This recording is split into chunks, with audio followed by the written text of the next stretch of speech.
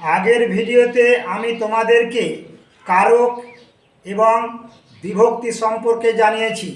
আজকে আমি তোমাদেরকে জানাবো নির্দেশক কাকে বলে। যে সমস্ত শব্দ বা শব্দাংশ বিশেষ্য বা বিশেষণের পরে বসে সংখ্যা নির্দেশ করে তাকে বলা হয় নির্দেশক। যেমন টি, তা, খানা, খানি, গুলো, গুলা হচ্ছে নির্দেশকের উদাহরণ। গরুটি মাঠে চড়ছে বললে একটি গরুকে বোঝায়, কিন্তু যদি বলি গরুগুলি মাঠে চড়ছে তাহলে অনেকগুলি গরুর সংখ্যাকে বোঝায়। অনুসর্গ কাকে বলে? অনুসর্গ যে সমস্ত অব্যয় বিশেষ্য বা সর্বনাম পদের পরে আলাদাভাবে বসে শব্দ বিভক্তির কাজ করে এবং কারক নির্ণয়ে সাহায্য করে তাকে বলা হয় অনুসর্গ।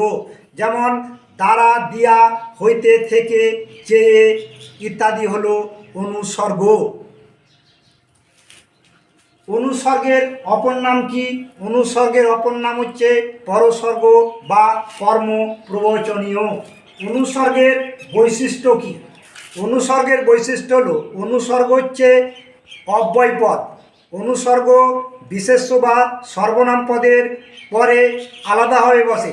অনুসর্গ বাক্যে স্বাধীনভাবে ব্যবহৃত হয়। বিভক্তি ও অনুসর্গের মধ্যে পার্থক্য কি? অনুসর্গ বাক্যে শব্দের পরে আলাদাভাবে বসে, কিন্তু বিভক্তি কখনো আলাদাভাবে বসে না। অনুসর্গের স্বাধীন ব্যবহার হয়, কিন্তু বিভক্তির কোনো স্বাধীন ব্যবহার নেই।